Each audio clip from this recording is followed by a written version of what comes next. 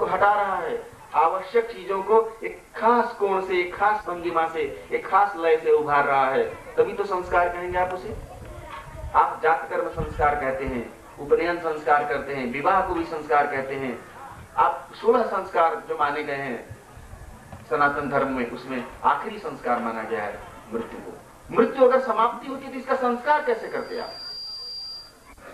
ये मृत्यु का संस्कार जो आप कर रहे हैं, वह संस्कारित किसे कर रहे हैं आप? जरा सोचें आप।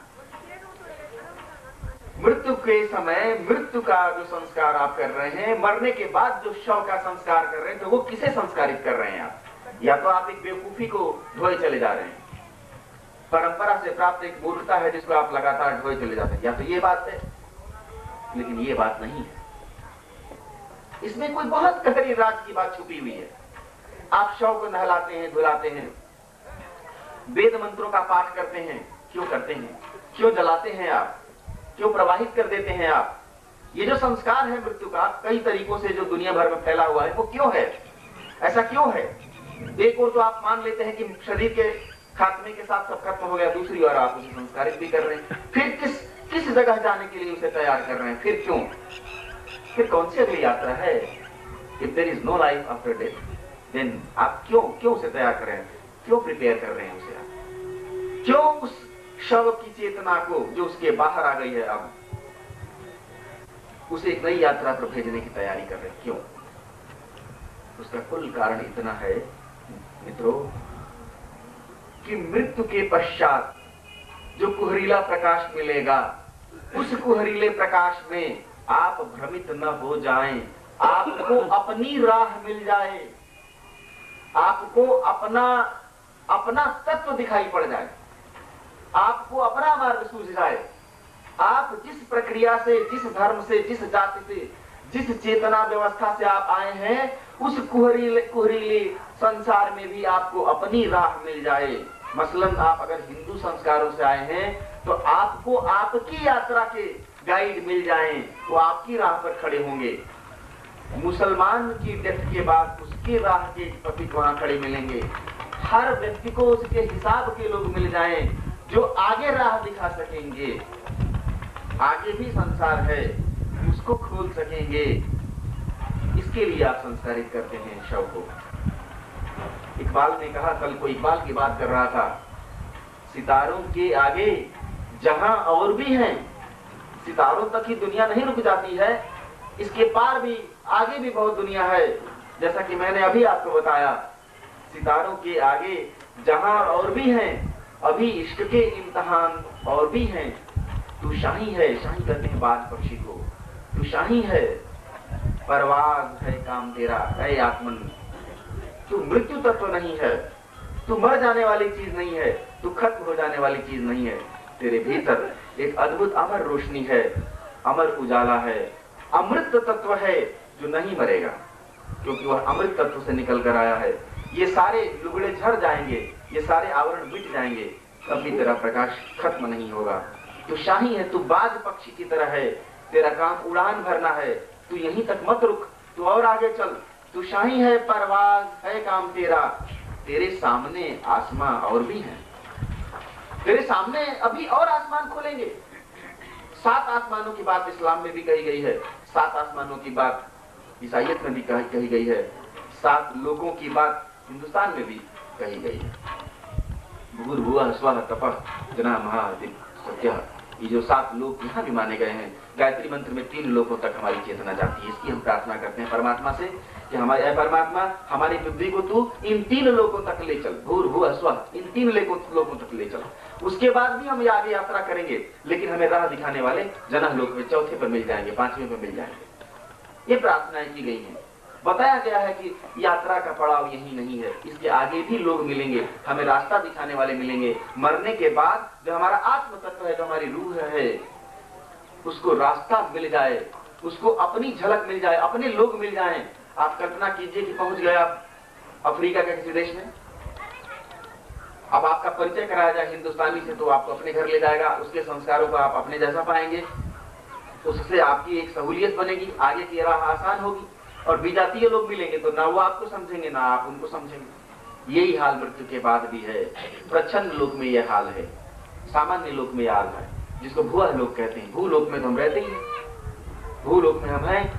मरने के बाद सामान्यतया सभी लोग प्रस्थान करते हैं भूआ लोक। ओम भूर्भुवः स्वः। भूलोक में हम हैं, जिसमें हम हैं ये भूलोक है। भुआ लोक वह है जिसमें हम मरने के पश्चात गमन करते हैं। उस भुआ लोक में तमाम तरह के लोग वेटिंग, जैसे रेलवे का वेटिंग होता है, उसमें वेट कर रहे हैं लोग वापस भूलोक में आने के लिए, क्योंकि उनमें अभी इतनी शक्ति नहीं बची, इतना पेट्रोल नहीं बचा कि वो फिर स्वर्लोक की यात्रा कर सके। आगे के लोक पर जाने के लिए ताकत चाहिए, और वो ताकत अर्जित नहीं कर पाए, वो जीवन अकारत हो गया, फिर आना पड़ेगा पेट्रोल स्टेशन पे। ये धरती पेट्रोल स्टेशन है, आपको वापस ईंधन लेने के लिए फिर आना पड़ेगा। आपने सुना है ना कि कहते हैं कि देवता भी तरसते हैं पृथ्वी पर जन्म लेने के लिए। क्यों तरसते हैं? पेट्रोल लेने के लिए। पेट्रोल वहां जाने के लिए जो पेट्रोल चाहिए वो फिर लेने के लिए आपको यहीं आना पड़ेगा। आपकी चेतना का संस्कार करने के लिए, आपकी आत्मा के उन्नयन के लिए, उसके आगे बढ़ने के लिए, एडवांसमेंट के लिए आपको फिर यहां आना पड़ेगा। और जीवन में सबसे बड़ी क्रांति तभी घटित होती है जब आप ये जान लेते हैं कि आपकी मृत्यु के पश्चात कोई मृत्यु नहीं है। मृत्यु से जो सारा भय है हमारा, वही जीवन को जानने से रोकता है। मृत्यु इसीलिए हमारे लिए दुर्भाग्यपूर्ण है, मृत्यु इसीलिए हमारे लिए खराब है, अपशकुन जैसी है, गंदी है। मरने वाले के प्रति अंदर अंदर से हम घृणा करते हैं। जिस घर में मौत हुई है उसको हम दुर्भाग्यपूर्ण समझते हैं। अगर मेरे घर में कोई बहुत उत्सव का आयोजन किया गया है तो कह दिया जाएगा कि साल भर अब तू उस घर में मत जाना जहां लोगों की मौत हुई हो। मौत को हम अपशकुन समझते हैं। मौत को जीवन का सत्य हमने नहीं जाना। ये कितनी बड़ी विडंबना है हिंदुस्तान की, जिस देश ने बार बार कहा कि आत्मा अमर है। आत्मा को अमर कहने वाले देश ने मृत्यु से जितनी घृणा की है उतनी घृणा किसी ने भी नहीं की है। मृत्यु से हमने घृणा किया, श्मशान को हम बुरा समझते हैं। आज यह सौभाग्य की घड़ी आई है, कम से कम मेरे देखने में पहली बार आई है, जब हम किसी श्मशान के क्षेत्र में, श्मशान में आकर जीवन का सत्य जानना चाहते हैं। हम इस जिज्ञासा भाव से यहाँ बैठे हुए हैं कि आखिर जीवन का सत्य क्या है, इसको हम कहीं न कहीं जानें। सभी लोग पैदा होते हैं और सभी लोग मर जाते हैं, जीवन का सत्य तो इतना ही तो है। एक फारस के बादशाह की कहानी मुझे बहुत अच्छी लगती है। वह बादशाह बूढ़ा था, उसने अपने देश के समस्त विद्वानों को बुलाया। उसने कहा कि प्रिय विद्वानों, आपकी विद्वता से मैं बहुत प्रभावित हूँ, क्या आप मुझे बता सकेंगे कि जीवन का सत्य क्या है? विद्वानों ने कहा, ऑफ कोर्स, बिल्कुल बताएंगे हम, लेकिन हम 10 साल का समय लेंगे, क्योंकि जीवन का सत्य बता देना इतना आसान तो नहीं है। ये सारे विद्वान मिले, 10 वर्षों में उन्होंने 100 जिल्दों में जीवन का सत्य क्या है तैयार किया और राजा के पास पहुंचे। राजा ने कहा कि अब मेरे पास इतनी शक्ति तो नहीं है कि मैं 100 जिल्दों में बताए गए आपके सिद्धांत वाक्य को समझ लूं, क्या कृपा करके इसको कुछ कम में नहीं बता सकते? उन्होंने कहा कि निसंदेह हम कम में बताएंगे। अनदर 5 साल उन्होंने और लगाया और 5 साल में 5 जिल्द में लेकर पहुंचे कि जीवन का सत्य राजन आपके समक्ष ये मौजूद है इन 5 जिल्दों में। उन्होंने कहा, इन 15 वर्षों में मैं कुछ बूढ़ा भी हो चला हूँ, मेरी क्षमता नहीं है, आप कृपया 1 जिल्द में बता दें। 1 वर्ष का समय उन्होंने और लिया। 1 वर्ष बाद वे विद्वान राजा के पास पहुंचे 1 जिल्द में जीवन के सत्य को लेकर के। वह क्षण ऐसा था जब राजा बूढ़ा हो चुका था और मरणासन्न था, मृत्युशैया पर पड़ा हुआ था।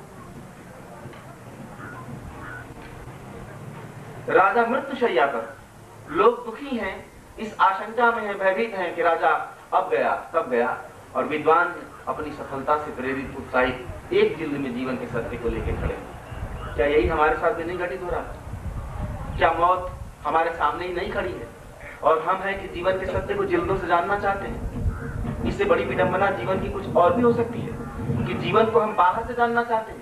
जब मृत्यु हमारे भीतर से घटित होती है तो जीवन का ज्ञान भी हमारे भीतर से ही आना चाहिए। बाहर से आया हुआ ज्ञान, कोई भी ज्ञान हो, चाहे वो शास्त्र हो चाहे मंत्र हो, हमारी सहायता नहीं करेगा। यदि हमने रोज अभ्यास नहीं किया, यदि हमने उसे भीतर ही नहीं उतार लिया, शास्त्र भी जब भीतर का अंश बन गया तभी वह जीवन की प्रेरणा दे सकेगा, नहीं तो वह भी प्रेरणा नहीं दे सकेगा। आखिरी वक्त पे जिसने जीवन में कभी गीता रामायण सुनी नहीं, उसके शव के समक्ष आप गीता रामायण का पाठ भी करेंगे तो क्या कर लेंगे? उसको तो कुछ भी एहसास नहीं। उसके लिए तो ये विजातीय शब्द है, परदेशी शब्द है। वह उसकी आत्मा प्रयाण कर रही है, लेकिन उसकी आत्मा को तो ये संस्कार ही नहीं मिला कि वह गीता के शब्दों से अपनी प्रेरणा, अपनी लाइफ में अपनी राह को खोजने की वृत्ति उसमें हो। तो जानता ही नहीं जीवन के सारे समयों में उसने अगर अनुभव लिया होता, अगर उसने अभ्यास किया होता, तो वो अंतिम समय में जो वो गाइड का काम करती है, लेकिन आखिरी समय में गाइड कैसे मिलेगा पिता से? विद्वान उत्साहित है किताबें लेकर, देखो जीवन का सत्य यहाँ है। राजा ने कहा कि मेरे प्रिय विद्वानों, आपको मैं बधाई देता हूं कि आपने जीवन को जानने के लिए इतना श्रम किया।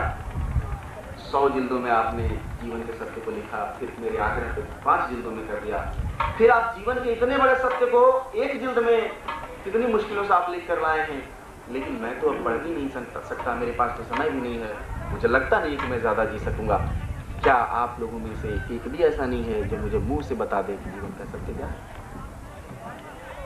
क्या आप बता नहीं सकते मुझे? सब लोग हतप्रभ कि कहां जीवन का सत्य इतना विशाल, और कहां ये मूर्ख राजा कहता है एक लाइन में बता दो। एक लाइन में जीवन का सत्य क्या बता दिया जाए? अब कहानी गढ़ने वाले ने एक सूफी कहानी है, उसमें इस कहानी में एक बाहरी आदमी आता है जो बहुत बुजुर्ग है, जिसके बाल बिल्कुल सफेद हैं, जटाएं बहुत लंबी हैं, बरौनियां भी लंबी लंबी हैं, सफेद हो चुकी हैं, लंबी दाढ़ी है, बहुत केवल छोटी छोटी टिमटिमाती आंखें हैं। वो आदमी खड़ा हो गया है, वो प्रतीकात्मक आदमी है, वो खड़ा है और कहता है, राजन, ये विद्वान तो जीवन का सत्य क्या बताएंगे, किताबों से सत्य को तो जाना नहीं जा सकता। जीवन का कुल सत्य यही है कि हम सभी पैदा होते हैं और मर जाते हैं। हम सभी पैदा होते हैं और हम सभी मर जाते हैं, ये जीवन का इतना बड़ा सत्य। और राजन को एहसास हुआ कि मृत्यु भी जीवन का सत्य है। जिसको हम जीवन समझते हैं यह जीवन का सत्य नहीं है, मृत्यु ही जीवन का सत्य है। वही मृत्यु का क्षण यदि हमारी चेतना का क्षण बन जाए, साधना का क्षण बन जाए, वह हमारे राम से जुड़ जाए, तभी तो हम शव के साथ कहते हैं कि राम नाम सत्य है। सत्य वह नहीं था जो ये शव था, सत्य वह नहीं है जो राम नाम सत्य बोल रहा है, राम ही सत्य है। राम क्या है? राम हमारी साधना है, जीवन को संभालने की साधना है। जीवन को संभालने की यदि साधना की है, उस परम प्रकाश को आगे बढ़ाने के लिए यदि हमने कोई जीवन में साधना की है, वह राम का नाम, वह राम नाम सत्य है। वह तो सत्य वही है, वही था। यानी ये जो शव है इसका अंत नहीं हुआ, इसके भीतर जो राम है वह असत्य नहीं हो गया, झुठला नहीं दिया गया, वह अभी भी सत्य है। और ये शव को ले जाते हुए लोग चिल्ला चिल्ला के कह रहे हैं कि राम नाम सत्य है, राम नाम सत्य है, राम का नाम सत्य है। क्यों राम का नाम सत्य है? क्योंकि वह मिट नहीं गया, देह के मिटने से वो मिट नहीं गया। उसके भीतर का जो राम है वो बचा हुआ है, वह बचेगा। और इस संस्कृति में जो जो जो मृत्यु संस्कार है, जो आखिरी संस्कार है, उसमें उस आत्मा को भी ये बताया जाए, उसे भी ये पता चलता रहे कि देख, तेरे जो भीतर की यात्रा है, राम की यात्रा है, उसे खत्म न कर देना। तेरे पास देह नहीं है, जो भी तेरे पास देह है उस देह से भी अपनी यात्रा शुरू करना, आगे चलते रहना। चराई बेटी, वेद का संदेश है, वेद कहता है चले बेटी, हम रुके नहीं। कले शयानो भवती, जो रुक गया वो कलियुग है। संजय हानास्ति द्वापर, जो जम्हाई ले रहा है वो द्वापर है। उत्तिष्ठत त्रेता भवती, कृतम संपद्यते चरम, जो उठ के खड़ा हो गया वो त्रेता है, और जो चल ही पड़ा वह सतयुग है, वह कृतयुग है। सतयुग क्या है? सत्य की चेतना है। सत्य की चेतना क्या है? सत्य की चेतना यह है कि देह के नाश होने के साथ भी वह राम मरता नहीं है, वह चलता ही रहता है, वो मुसलसल वो यात्रा चली ही जा रही है, वह बंद नहीं है। जीवन की उद विकास की कहानी, the life, the total history of the involution of life is not at any cessation, that is just a continual perennial process. वो निरंतरता है, वो लगातार चलती चली जा रही है, वो बंद नहीं है। वही रूपक, वही प्रतीक, 4 आदमी कंधा दिए हुए हैं शव को, शव समाप्त हो गया है। The body will just disintegrate, be decomposed, वो खत्म हो जाएगी, लेकिन उसके भीतर जो रामत्व है, वह जो उसकी आत्म तत्व है, उसकी आत्म कहानी है, वह खत्म नहीं होगी। वह आत्म चेतना आगे और आगे अन्य लोगों में बढ़ती चली जाएगी। इसकी पूरी की पूरी जो प्रक्रिया है, वैज्ञानिक प्रक्रिया है, वह प्राचीन धर्मों में, खासतौर से हम हिंदुस्तान के वासी हैं, हमारे धर्मों में, शास्त्रों में बहुत विधिवत कही गई है। आपने कहानी पढ़ी होगी नचिकेता की, कठोपनिषद को पढ़ा होगा। नचिकेता यमराज के द्वार पर जाता है और कहानी शायद मालूम होगी आप लोगों को, इसलिए कहानी पूरी नहीं कह रहा हूं। कहानी ये है कि नचिकेता के पिता यज्ञ कर रहे थे। यज्ञ की परंपरा के अनुसार उन्होंने सारी गायें, बूढ़ी गायें थी जिनको मना किया गया कि राजा बूढ़ी गऊओं को दान में न दे, तो उन्होंने बूढ़ी गऊओं को भी दान में दे दिया। उससे क्षुब्ध वह कुमार, 14-15 वर्ष का कुमार पिता के पास बैठा है, क्रोध में भर के पूछता है कि फिर मुझे किसे देंगे आप? यानी आप जिनकी केयर करनी थी, जिन गायों की, उसे भी आपने दान में दे दिया, तो मुझे किसे देंगे? मुझे भी फिर दे दीजिए ना। बादशाह जो उसका पिता है वो क्षुब्ध हो जाता है, गुस्से में कहता है कि जा तेरे को मृत्यु को देता हूं, तुझे यम को दिया, जा। पूरे हिंदुस्तान में ऐसी प्रतिभा का कोई बालक नहीं दिखाई देता जो मृत्यु को खोजने चल निकलता है पिता के आदेश को मानते हुए। पिता के आदेश को मानने वाले एक राम है जो वन को जाते हैं, और वन भी परमात्मा का नाम है, वो भी खोज रहे हैं। और यह नचिकेता छोटा सा कुमार ये भी खोजने चल निकलता है मृत्यु के पास। कहते हैं कि मृत्यु के दरवाजे पर पहुंच जाता है, यमराज के घर पहुंचा है। यमराज नहीं है, दरवाजा बंद है। 3 दिन 3 रातों प्रतीक्षा करता है, और यमराज भैंसे पर सवार जब लौटते हैं तो देखते हैं कि एक मृत्यु लोक से आया हुआ कुमार, अपने संकल्प बल से आया हुआ कुमार 3 दिवस तक भूखा प्यासा यहाँ बैठा हुआ है। कैसी है इसकी संकल्प भावना? लोग मृत्यु से डरते हैं, यह डरता नहीं है। यह तो यहाँ आ गया है जानने के लिए। उसका स्वागत करते हैं, नमस्कार करते हैं और कहते हैं, कहो किस लिए तुम्हारा आना हुआ? नचिकेता उनको सारी कहानी बताता है और उसको कहता है कि मुझे तो पिताजी ने आपको भेजा है, मैं तो आप ही के पास रहूंगा।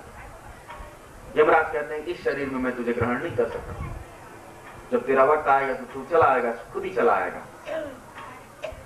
तेरी मृत्यु घटित होगी तो तू खुद ही चला आएगा।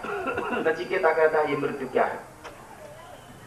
ये जो आज जो विषय आपने इतना बढ़िया चुना है जीवन और मृत्यु का, यही सवाल नचिकेता के सामने भी है कि ये मृत्यु क्या है, मरने के बाद क्या होता है। मैं तो समझता हूं कि अगर यह सवाल हमारे प्राणों के स्पंदन में पड़ जाए, रोम रोम में यह सवाल यदि भर जाए, क्या होता है मृत्यु के बाद, क्या होगा मृत्यु के बाद? हम बचेंगे कि ना बचेंगे? कुछ हम बचेंगे, किस रूप में बचेंगे? कहीं यात्रा होगी, कहां की यात्रा होगी? क्या मरेगा मेरे साथ? मैं भी मरूंगा, मेरे साथ ही सब कुछ समाप्त हो जाएगा, या कुछ बचेगा? जो बचेगा वही तो सत्य होगा। जो इतनी बड़ी घटना के बाद भी बचा रहेगा, इसका मतलब कि वह कभी क्षति, कभी क्षर होने के लिए, कभी मरने के लिए बना ही नहीं था। वैदिक ऋषि कहता है